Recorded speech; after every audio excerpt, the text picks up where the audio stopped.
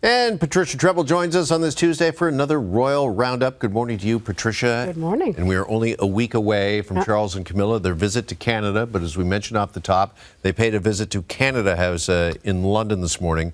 What more can you tell us about that? Yeah. So this is coincidentally and very nice timing. It's the 100th anniversary of the High Commission. And his great-grandparents had opened it back in 1925. So now we had King Charles and Queen Camilla. Queen Camilla, of course, wearing red floral.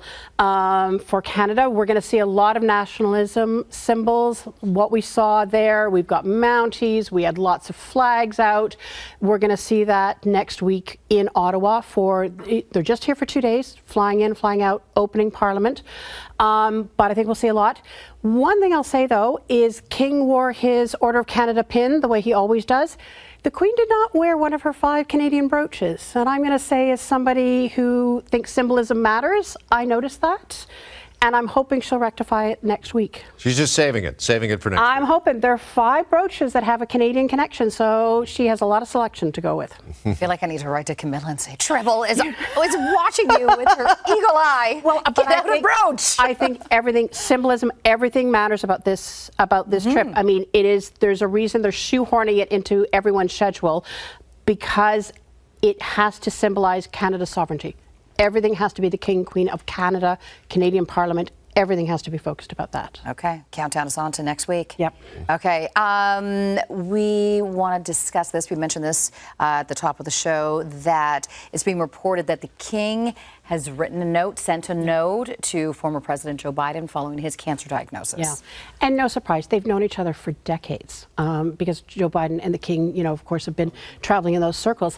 And the King has talked about how shocking, how daunting it was to get his own cancer diagnosis, and really how he was helped by the comfort of others, as he said. So writing a letter, absolutely what the King would do. Nice gesture by King Very Charles nice. there, for sure. Yeah. All right, meantime, Prince Edward attending the inauguration of Pope Leo this weekend on behalf of the King. So Vatican City, perfect weather, absolutely spectacular weather for Leo the 14th. I'm going to say the King was probably thinking, man, my coronation was just pouring rain. Leo got absolutely spectacular weather. Edward, as you mentioned, all representatives from all the royal families were there. And I'm going to say, I thought the Pope looked really relaxed, given how the pomp and ceremony of that, he's really fitting into his role. Yeah. Okay. We have a wedding anniversary to celebrate. So Harry and Meghan's 7th wedding anniversary. Do you remember that weekend? Back in May 2018. Sure do. Sure do. Windsor, literally hundreds of thousands of people. I mean, hundreds of thousands of people backed in. I can't believe it's been 7 years.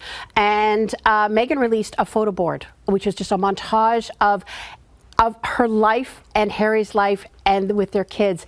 And it was fascinating, kind of like blowing it up and looking at little bits of it, because it shows, their royal tours, which of course they don't do anymore, but it also shows their transition from Britain to California and their kids growing up.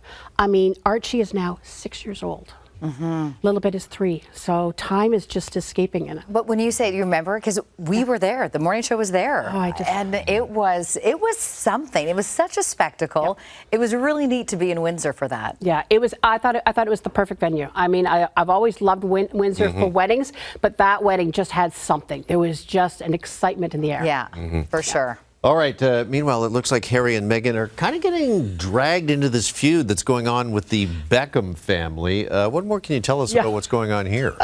Look, I have one famous family to take care of, and now I have to look after. I have to. Well, the Beckhams are kind of the other royal family of the UK, right? I'm going to say the 2 big families around the world are the Windsors and the Beckhams. So see if this sounds familiar. So you have a privileged son of famous parents, marries an American in a big society wedding. Increasingly estranged from his parents and family, moves to the United States and skips out on some big events, namely his father's 50th birthday celebrations. Shades of Harry, and this is Brooklyn Beckham and his wife Nicola. And so when we found out that they had gone for dinner at Harry and Meghan's place in Montecito, everyone just kind of went, "Oh, the 2 wayward sons and their wives meeting together." What this means, I do not know. I have a feeling we will be talking more about this. I will say, though, all the relationships within the Beckhams and the Windsors have changed over the years. David and Victoria Beckham used to be very close to Harry and Meghan. They were very close, and then that just completely broke up.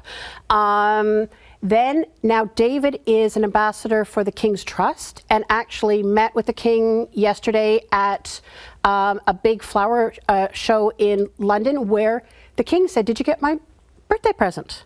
Apparently what one gets to somebody, a rose bush. They are both gardeners. So I don't think we've seen the last of all this. Okay, all right. Finally, we heard Chrissy Teigen is going to show up on Meghan's new show. This is going to, I'm looking forward to this one because, of course, she loves cooking. I mean, she's done so many Instagram things of her whipping up stuff in her kitchen for her family. I think it's a perfect guest for Meghan's second season. We're starting to hear more and more. We know that the chef Jose Andres is also going to be there. With Love Meghan is supposed to be airing in September. So I'm looking forward to it. All right, mark that on your calendar, and certainly a very busy week and a busy Royal Roundup, and more to come with, again, the King and Queen here in Canada next week. Oh, yes. All right, Patricia, thank you so much. You're welcome. Appreciate it. All right, we're going to get a break, but coming up next here on The Morning Show, we're going to make sure you wake up without baggage under your eyes. Karen Malcolm Pye joins us with tips for fresh, youthful under eyes when we come back.